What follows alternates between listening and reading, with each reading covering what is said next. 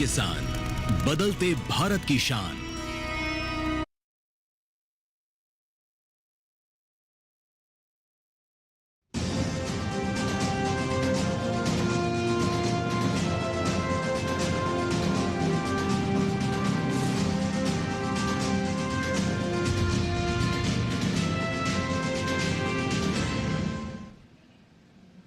नमस्कार, किसान समाचार में आप सभी का स्वागत है। आपके साथ मैं हूं संध्या शर्मा।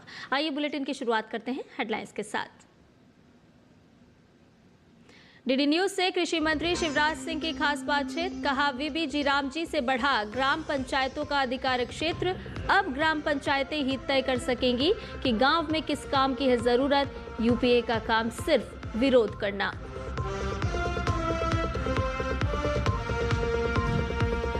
बिहार की नीतीश सरकार ने राज्य के 16 जिलों में मखाना की खेती को बढ़ावा देने के लिए की अहम पहल। योजना के तहत किसानों को दिया जाएगा इकाई लागत का 75% तक अनुदान। जमीनी स्तर पर बदलाव की एक मजबूत मिसाल बनकर उभरी नमो ड्रोन दीदी योजना।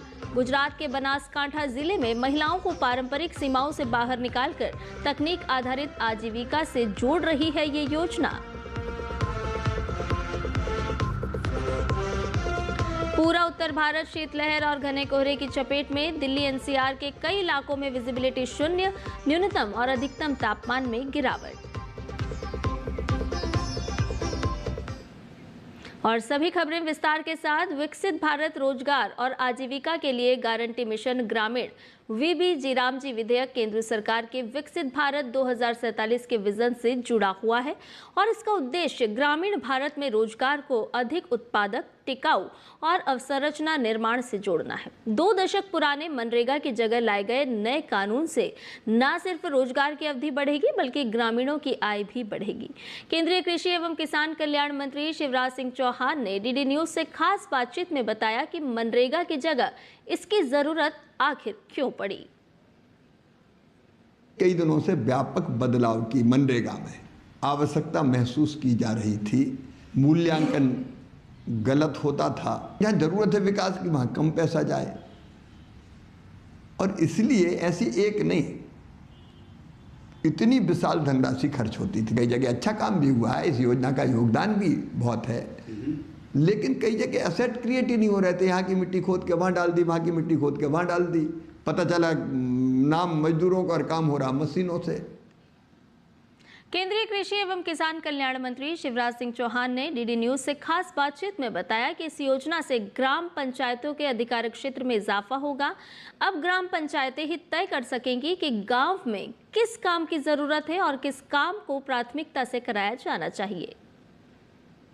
लेकिन क्या तकलीफ है मैं पूछना चाहता हूँ यूपीए के लोगों से। अगर हमने 100 दिन से बढ़ा के रोजगार 125 दिन का किया, आपको तकलीफ क्या है? इस राशि का जो अब बढ़ के जब 100 से 125 दिन हम रोजगार कर रहे हैं तो पैसे भी ज़्यादा लगेंगे। इस साल प्रस्तावित बजट था 25-26 का 88,000 करोड़। अब जो प्रस्तावित है वो है 1,51,282 करोड़ रुपया और इसलिए गांव में विकास के सारे काम इस योजना के माध्यम से किए जाएंगे। और ये तय कौन करेगा? पहले सेल्फ ऑफ प्रोजेक्ट के नाम पर योजनाएं ऊपर से थोप दी जाती थी कि ये काम करो। अब ये तय कर दिया गया है कि ग्रामवासी, ग्राम सभा और पंचायत मिलके तय करेगी कि कौन से काम होना है जो उनकी ज़रूरत के हैं। गांव काम तय करेगा और ग्राम पंचायत ही 50% कम से कम काम करेगी। केंद्रीय कृषि एवं किसान कल्याण मंत्री शिवराज सिंह चौहान ने ये भी जानकारी दी कि वीबी जीराम जी योजना का उद्देश्य विकसित भारत, विकसित गांव के सपने को साकार करना है। इससे ग्राम पंचायतों की ग्रेडिंग होगी। इस बात का खास ध्यान रखा जाएगा कि जो पंचायत सबसे ज्यादा पिछड़ी हुई हैं, वहां काम सबसे ज्यादा होंगे। इस योजना को तो विकसित भारत के लिए, विकसित गांव बनाने के लिए भी उपयोग करेंगे।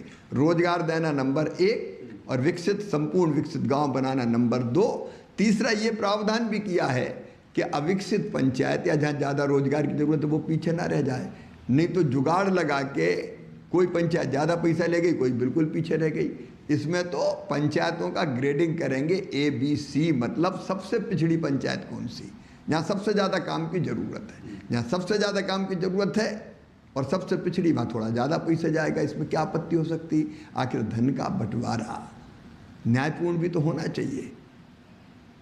इस योजना में राज्य और केंद्र की हिस्सेदारी पर केंद्रीय मंत्री शिवराज सिंह चौहान ने कहा कि राज्य चाहे कोई भी हो 40% की हिस्सेदारी देनी होगी, साथ ही जवाबदेही के साथ गांव का विकास भी करना होगा। कोई भी राज्य हो 40% उनको करना है, और ये पैसा कहाँ जा रहा है? उनके गांव का विकास भी तो हर एक राज्य को करना है ना, उसके लिए पैसा पर्याप्त मिल रहा है।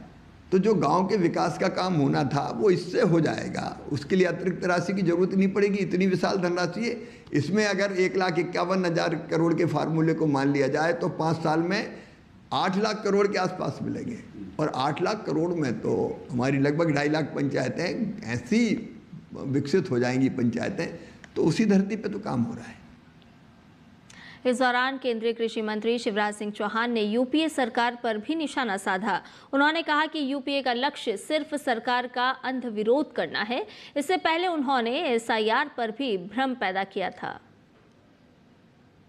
लगातार पराजय ने उनके मन को कुंठा से भर दिया है, और इसलिए सरकार का अंध विरोध करना है। इसके पहले जो विरोध किया एसआईआर का, उसमें क्या सच्चाई थी? अगर कोई विदेशी नागरिक है, किसी की मृत्यु हो गई, कोई गांव छोड़ के चला गया, क्यों वोटर लिस्ट पर नाम रहना चाहिए? उसको वोट चोरी से जोड़ दिया। इसको कह रहे हैं अंध विरोध करके कुछ भी फैला रहे हैं। मैं आपके माध्यम से 2-3 चीज़ें और बताना चाहता हूँ। एक, इस योजना में, पहले की योजना में मनरेगा में बेरोजगारी भत्ते का प्रावधान तो था, लेकिन कभी किसी राज्य ने दिया कभी बेरोजगारी भत्ता? क्योंकि वो प्रावधान पुख्ता था ही नहीं। इस योजना में हमने पुख्ता प्रावधान किया है कि राज्य अगर काम नहीं देगा तो बेरोजगारी भत्ता देना पड़ेगा। इस योजना में भ्रष्टाचार को रोकने के लिए टेक्नोलॉजी का इस्तेमाल किया गया है। सैटेलाइट बेस्ड रिमोट सेंसिंग की पद्धति से कौन सा काम हो रहा है, नहीं हो रहा, वो यहाँ सीधे दिल्ली में पता चलेगा कि जो काम तय किया वो हो रहा है कि नहीं हो रहा है। इसमें इस बात का भी प्रावधान है कि वीकली डिस्क्लोजर हो कि हमारे गांव में हर सप्ताह कि ये काम चल रहे हैं, इतने मजदूर लगे, इतना काम हो गया। ग्रामीण रोजगार की तस्वीर बदलने वाली एक नई पहल आज गांव में चर्चा का विषय बनी हुई है। विकसित भारत जी राम जी योजना, जिसे श्रमिक मनरेगा से अलग और अधिक प्रभावी मान रहे हैं। मेरठ के गांव से सामने आई जमीनी रिपोर्ट यही बता रही है कि ये योजना रोजगार के साथ साथ भरोसे की भी गारंटी दे रही है। देश के ग्रामीण इलाकों में रोजगार की गारंटी देने वाली नई योजना को लेकर श्रमिकों में एक नई खुशी दिखाई दे रही है। गांवों के सरपंच श्रमिकों को पंचायत भवनों में बुलाकर विकसित भारत जी राम जी योजना के बारे में विस्तार से बता रहे हैं कि मनरेगा से बेहतर और पारदर्शी ये योजना उन्हें कैसे लाभान्वित करेगी। ग्रामीण क्षेत्रों में श्रमिकों के बीच ये नई योजना चर्चा का विषय बन रही है। ये तो फायदा है, पहले 100 दिन का था, अब 125 दिन का है। ये तो फायदा ही है। जो हमें मजदूरी करनी है तो हम अपना नाम लिखवा सकते हैं, और इससे हमारे खाते में पैसे जाएंगे। पहले खाते में भी नहीं आते थे। ये तो मोदी जी ने बहुत अच्छा करा है, जो मजदूर इंसान के लिए मजदूर के खाते में पैसे जाएगा। प्रधानमंत्री जी ने वो निकाली है योजना 125 दिन की, मैं उससे बहुत खुश हूँ। ठीक है जी। और जो हमारी वो नई लगता है उसका जो भत्ता मिलता है उससे भी मैं बहुत खुश हूँ। बस जितने भी वो हैं उनके साथ मैं भी हूँ, और मैं अपने जो मेरे मिलने वाले हैं ना, मैं उन्हें भी अपने साथ रखूँगा। यहाँ बातचीत के दौरान एक बात बार बार सुनने को मिली, जिसमें श्रमिकों को सबसे बड़ी खुशी इस बात की थी कि अगर 15 दिन में रोजगार नहीं मिला तो बेरोजगारी भत्ता मिलने की गारंटी भी है। इससे ये फ़ायदा हमें रोज़गार मिलेगा। रोज़गार मिलने से हमें बहुत कुछ फ़ायदा मिलेगा। प्रधान मोदी जी की योजना में अच्छा काम करेंगे तो हम भी अच्छे ही रहेंगे। हमारे गांव के आसपास ही काम मिलेगा। जैसे कि अब कुछ भी काम हो उसमें हम चले जाते थे खेती कियारी में, वही काम अब हमें यहीं पे नज़दीक ही मिल जाएगा, तो हमें दूर जाने की ज़रूरत ही नहीं पड़ने की। इस योजना की एक और बड़ी विशेषता यह है कि इसमें केवल अस्थायी काम नहीं बल्कि स्थायी और उपयोगी ग्रामीण ढांचे तैयार किए जाएंगे। विकसित भारत जी राम जी योजना को लेकर गांवों से जो तस्वीर सामने आई है वह साफ बताती है कि ये योजना मनरेगा से अलग, अधिक मजबूत और जमीनी जरूरतों के अनुरूप श्रमिकों को लाभ देगी। अनुज यादव, डीडी न्यूज, मेरठ। रुक करते अगली खबर का। आपको बता दें कि केंद्र सरकार की महिला केंद्रित कल्याणकारी योजनाएं ग्रामीण महिलाओं को सशक्त और आत्मनिर्भर बना रही है। इसी कड़ी में नमो ड्रोन दीदी योजना जमीनी स्तर पर बदलाव की एक मजबूत मिसाल बनकर उभरी है। गुजरात के बनासकांठा जिले में ये योजना महिलाओं को पारंपरिक सीमाओं से बाहर निकालकर तकनीक आधारित आजीविका से जोड़ रही है। डीसा तालुका के तलेपुरा गांव की आशा चौधरी ने प्रशिक्षण के बाद ड्रोन आधारित कृषि सेवाएं शुरू की। इस योजना के तहत प्रशिक्षण पूरा करने के बाद आशा चौधरी को केंद्र सरकार द्वारा 17 लाख रुपए मूल्य की ड्रोन किट प्रदान की गई। आधुनिक तकनीक और व्यवहारिक प्रशिक्षण से लैस होकर उन्होंने ड्रोन आधारित कृषि सेवाएं शुरू की, जो ग्रामीण क्षेत्र में रोजगार का एक नया और आधुनिक माध्यम है। उनकी सफलता से गांव की अन्य महिलाएं भी प्रेरित हुई हैं और नई संभावनाओं की ओर कदम बढ़ाने लगी हैं। अब बात मखाना खेती से जुड़ी हुई खबर की। बिहार की नीतीश सरकार ने राज्य के 16 जिलों में मखाना की खेती को बढ़ावा देने के लिए अहम पहल की है। जदयू प्रदेश प्रवक्ता हिमराज राम ने कहा कि इस योजना के तहत किसानों को इकाई लागत का 75% तक अनुदान दिया जाएगा। उन्होंने बताया कि इससे मखाना उत्पादन बढ़ेगा और किसानों की आय में सुधार भी होगा। जदयू प्रदेश प्रवक्ता परिमल कुमार ने कहा कि मुख्यमंत्री नीतीश कुमार के नेतृत्व में कृषि क्षेत्र को सशक्त किया जा रहा है। मखाना खेती को प्रोत्साहन देने से ग्रामीण अर्थव्यवस्था मजबूत होगी और कृषि बाजार में बिहार की पहचान और भी सुदृढ़ होगी। मखाना अब एक लोकप्रिय सुपरफूड बन चुका है और इसकी मांग देश ही नहीं बल्कि विदेश में भी तेजी से बढ़ रही है। हालिया रिपोर्ट के अनुसार अमेरिका में मखाने की कीमतों में भारी उछाल आया है। 25 ग्राम का पैक जो पहले $2 में मिलता था, अब $4 तक पहुंच चुका है। रिपोर्ट में इसकी वजह भारतीय उत्पादों पर लगाए गए भारी टैरिफ को बताया गया है, जिससे भारत से अमेरिका को होने वाला निर्यात प्रभावित हुआ है। हालांकि भारतीय निर्यातकों ने स्पेन और दक्षिण अफ्रीका जैसे नए बाजारों की ओर भी रुख किया है। वर्ष 2024-25 में भारत ने करीब 800 मीट्रिक टन मखाने का निर्यात किया। इसमें अमेरिका की हिस्सेदारी लगभग 50% रही। भारत विश्व का सबसे बड़ा मखाना उत्पादक है और इसमें बिहार की प्रमुख भूमिका है। चलते हैं झारखंड में मत्स्य उद्योग को बढ़ावा देने के लिए केंद्र सरकार की ओर से कई अहम पहल की जा रही है। जिला मत्स्य पदाधिकारी धनराज आर कापसे ने बताया कि राज्य में कुल 7 मत्स्य परियोजनाओं को मंजूरी मिली है। इनमें से 5 परियोजनाएं गढ़वा जिले से जुड़ी हैं। उन्होंने कहा कि गढ़वा में मत्स्य पालन की अपार संभावनाएं हैं, लेकिन वर्तमान में लगभग 7,880 मत्स्य पालक ही पंजीकृत हैं। अधिक संख्या में पंजीकरण होने पर राज्य मत्स्य उत्पादन में बड़ी प्रगति कर सकता है। धनराज कापसे ने आगे बताया कि इच्छुक उद्यमियों के लिए भारत सरकार की फिशरीज इंफ्रास्ट्रक्चर डेवलपमेंट फंड योजना उपलब्ध है। इस योजना के तहत 5% ब्याज दर पर 10 से 15 करोड़ रुपए तक का ऋण दिया जाता है। अधिकारियों के अनुसार यदि बड़े मत्स्य समुदाय को योजनाओं से जोड़ा जाए तो रोजगार के नए अवसर सृजित होंगे और झारखंड मत्स्य उद्योग में मजबूत पहचान बना सकेगा।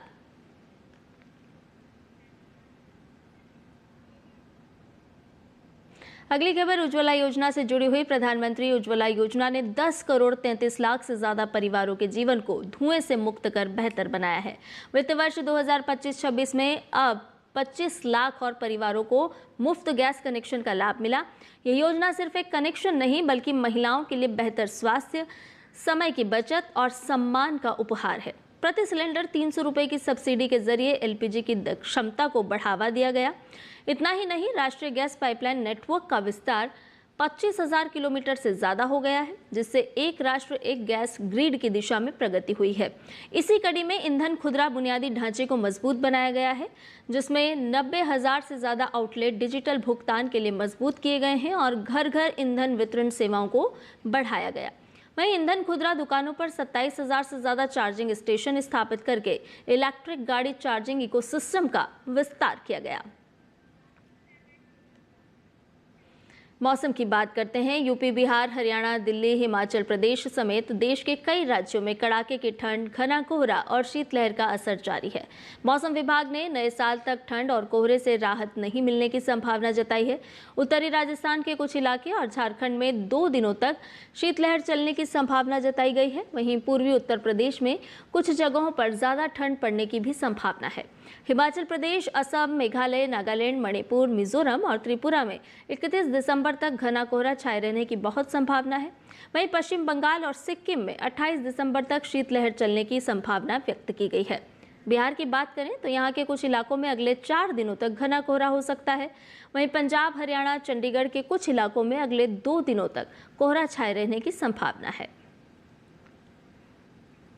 इतना ही नहीं, नए साल के स्वागत से पहले जम्मू कश्मीर पूरी तरह जश्न के रंग में रंग गया है। पहाड़ों पर हो रही भारी बर्फबारी ने घाटी को सफेद चादर में ढक दिया है। मौसम पर्यटकों का साथ दे रहा है। कश्मीर में भारी बर्फबारी ने घाटी को मानो जादुई दुनिया में बदल दिया हो। ऊंचे पहाड़, मैदान और गगनचुंबी देवदार के पेड़ सफेद चादर में ढके हुए नजर आ रहे हैं। गुलमर्ग और सोनमर्ग जैसे पर्यटन स्थल पूरी तरह से बर्फ से ढक चुके हैं। चारों तरफ फैली सफेदी और शांत वातावरण पर्यटकों को सुकून का एहसास करा रहा है। सैलानी बर्फबारी का भरपूर आनंद ले रहे हैं तो बच्चे और परिवार स्नो फाइट करते और बर्फ में खेलते हुए भी दिखाई दे रहे हैं। गुलमर्ग की गंडोला राइड पर्यटकों के आकर्षण का केंद्र है। ऊपर से नजर आते चमचमाते पहाड़ बेहद मनमोहक दृश्य पेश कर रहे हैं। हर तरफ खुशहाली और उत्साह का माहौल देखने को मिल रहा है। यानी कि कुल मिलाकर नए साल से पहले कश्मीर में बर्फ, मौसम और खूबसूरती ने मिलकर सैलानियों और स्थानीय लोगों के लिए जश्न का माहौल तैयार कर दिया है। मैं आई हूँ यहाँ गुलमर्ग बर्फ देखने के लिए। मुझे स्नोफॉल में यहाँ मिल गई है फाइनली, और मुझे यहाँ पे बहुत बहुत बहुत अच्छा लग रहा है। फर्स्ट टाइम कश्मीर आया और गुलमर्ग आया तो लाइव स्नोफॉल मिली है मेरे को। बहुत खूबसूरत नज़ारे हैं यहाँ पर, बहुत अच्छा दिखेगा आपको। लाइव स्नोफॉल चल रहा है अभी। फर्स्ट टाइम ऐसा लाइव स्नोफॉल देख रहा हूँ और बहुत बढ़िया एक्सपीरियंस था हम लोगों का और बहुत मजा आया और बहुत बड़े ग्रुप के साथ में आया था और सब लोगों ने खूब एंजॉय किया, अभी भी कर रहे हैं। और मैं तो कहता हूँ कि सभी लोग जो है एक बार स्नोफॉल लाइव में जरूर देखें। पर यहाँ बहुत ज्यादा बर्फ पड़ रही है, पूरी बर्फबारी हुई है रात भर और यहाँ पे बहुत मोटी बर्फ है यहाँ बर्फबारी की। अभी हम लोग यहाँ पे बहुत एंजॉय कर रहे हैं। मैं यहाँ गुलमर्ग आया जहाँ पे मैंने स्नोफॉल, लाइव स्नोफॉल देखा जो मेरा ड्रीम था। इतनी बर्फ पहली बार अपने लाइफ से देखा और आसमान से गिरते हुए देखा। Yesterday we actually got to go to Sonmarg and we were very lucky to see the first snowfall of the season, which was really beautiful. We visited live snowfall and our children also played with the ice and snow and everybody was excited. किसान समाचार में आइए अब जान लेते हैं देश भर के मंडी भाव।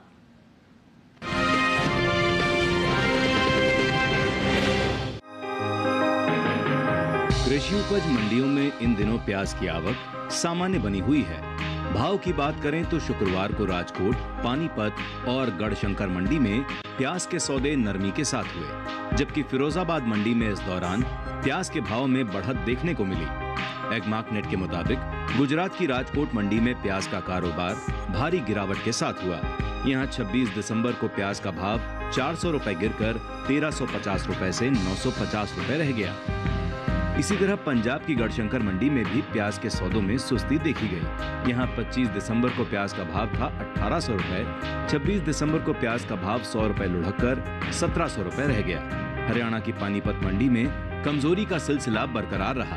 25 दिसंबर को प्याज की खरीद 1300 रुपए पर हुई, 26 दिसंबर को इसमें 50 रुपए की नरमी आई और भाव 1250 रुपए क्विंटल पर रह गया। जबकि उत्तर प्रदेश की फिरोजाबाद मंडी में इस दौरान प्याज के कारोबार में तेजी रही।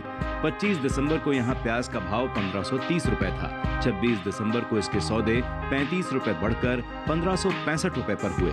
चीन के बाद भारत दुनिया का दूसरा सबसे बड़ा प्याज की पैदा करने वाला देश है। भारत के लगभग सभी राज्यों में प्याज की खेती की जाती है, लेकिन महाराष्ट्र देश का सबसे बड़ा राज्य है जहां प्याज की पैदावार सबसे ज्यादा होती है। यहां बड़े पैमाने पर प्याज की खेती की जाती है। महाराष्ट्र की बाकी मंडियों के मुकाबले लासलगांव मंडी में प्याज की सबसे ज्यादा आवक देखने को मिलती है। उसके बाद मध्य प्रदेश, कर्नाटक और गुजरात का स्थान आता है। वहीं बात प्याज की पैदावार की करें तो कृषि मंत्रालय की ओर से जारी तीसरे अग्रिम अनुमान के मुताबिक घरेलू स्तर पर साल 2023-24 के दौरान प्याज की पैदावार 242,67,000 टन हुई थी, जबकि साल 2024-25 में प्याज की पैदावार बढ़कर 89,000 टन होने का अनुमान है। यानी इस साल प्याज की पैदावार में करीब 65,22,000 टन की बढ़ोतरी देखी जा सकती है।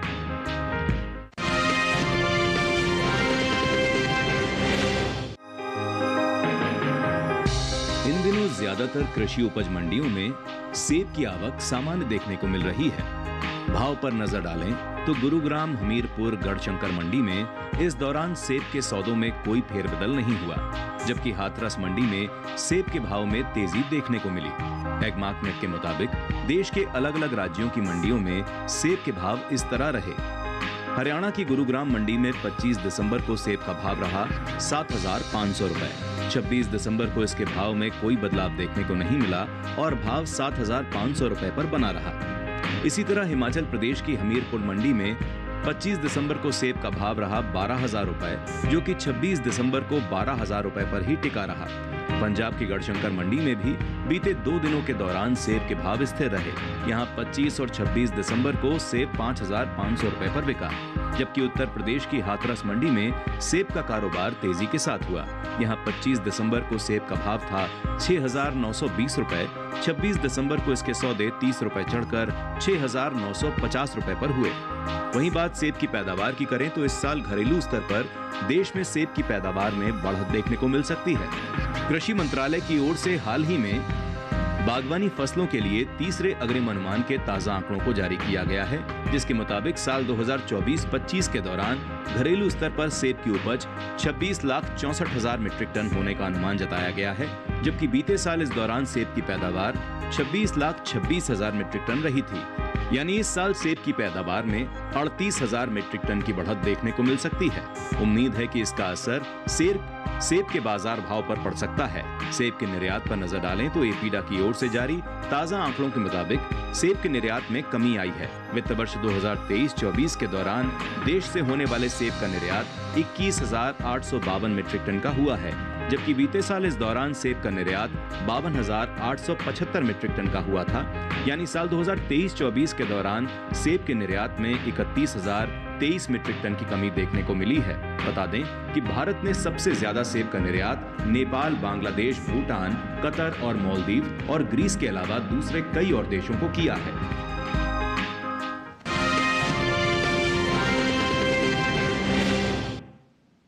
और अब बात मौसमी खेती की। किसान इस मौसम में कैसे रखें अपनी खेती का ख्याल, आपको दिखाते हैं।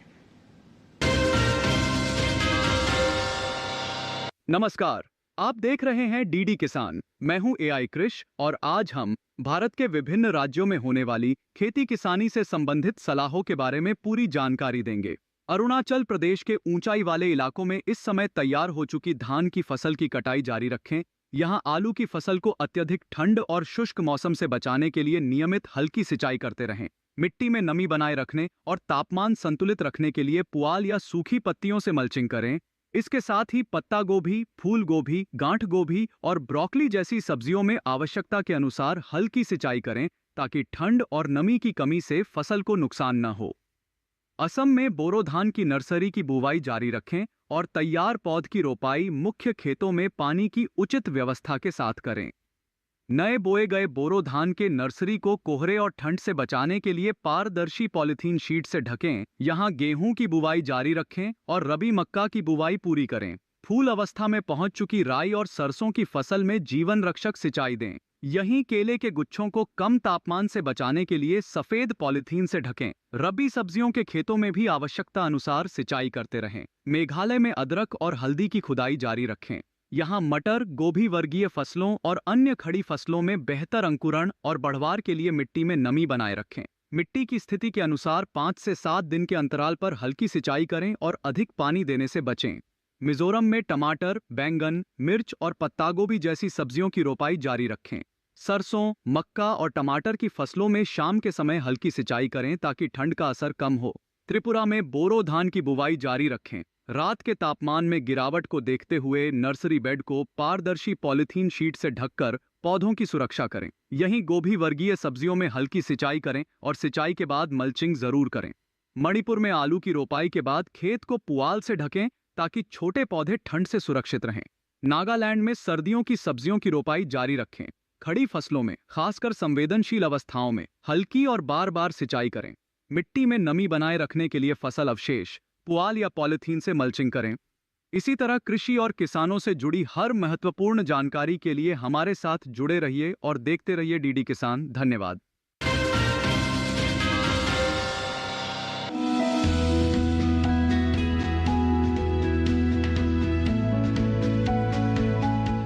टमाटर के लिए जीवांश वाली बलुई दोमट और दोमट मिट्टी इसके लिए ज्यादा उपयुक्त होती है।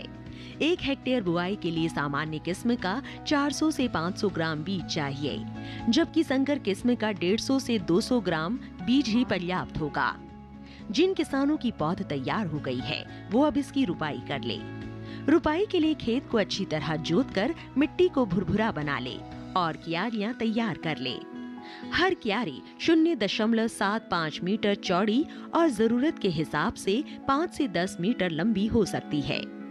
ध्यान रहे कि सीमित बढ़वार वाली फसल के लिए कतार से कतार के बीच की दूरी 60 सेंटीमीटर और पौध से पौध की दूरी 45 सेंटीमीटर होनी चाहिए, जबकि असीमित बढ़वार वाली फसलों में कतार से कतार की दूरी 75 सेंटीमीटर और पौध से पौध के बीच की दूरी 50 सेंटीमीटर होनी चाहिए।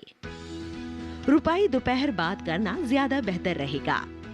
रुपाई के तुरंत बाद जरूरत हो तो हल्की सिंचाई कर दे। बाद में जब भी आवश्यक हो तो पानी देते रहे। खरपतवार नियंत्रण के लिए समय समय पर निराई गुड़ाई करते रहे। टमाटर में कई तरह की बीमारियां भी लग सकती है। झुलसा रोग में पुरानी पत्तियां पीली हो जाती है। टमाटर की फसल में विषाणु से फैलने वाला मौजिक रोग भी खतरनाक है। इसमें पत्तियां सिकुड़ जाती हैं और पौधों की बढ़वार रुक जाती है। रोकथाम के लिए सिकुड़ी पत्तियों को उखाड़कर जला दे। टमाटर में पत्ती, तना और फल भेदक कीट लगते हैं। इससे ग्रसित पत्तियां गिर जाती हैं। रोकथाम के लिए विशेषज्ञों की सलाह पर उचित दवाओं का छिड़काव करें।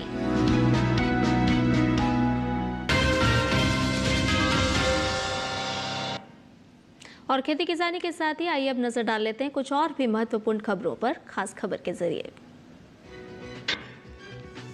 उत्तर प्रदेश में मतदाता सूची के विशेष गहन पुनरीक्षण की अंतिम तारीख शुक्रवार को समाप्त हो गई। पहले 2 बार समय बढ़ाया गया था, लेकिन इस बार अवधि नहीं बढ़ाई गई।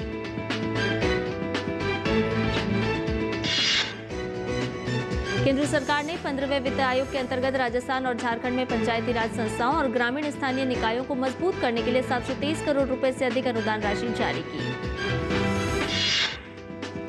भारतीय रेलवे ने 2030 तक 48 प्रमुख शहरों में नई ट्रेनों की प्रस्थान क्षमता को दोगुना करने की योजना बनाई है। इसके साथ ही मौजूदा वक्त में उपलब्ध इंफ्रास्ट्रक्चर को भी बढ़ाया जाएगा। दिल्ली पुलिस ने साउथ ईस्ट जिले में पिछले 24 घंटों में ऑपरेशन आघात चलाया। इस दौरान 285 अपराधियों को गिरफ्तार किया गया और 504 लोगों को हिरासत में लिया गया। सिलीगुड़ी के होटल मालिकों ने उठाए सख्त कदम। होटल मालिकों के संगठन ने बांग्लादेशी नागरिकों को होटल के कमरे ना देने का लिया निर्णय। और किसान समाचार में फिलहाल के लिए इतना ही। मुझे दीजिए इजाजत। नमस्कार।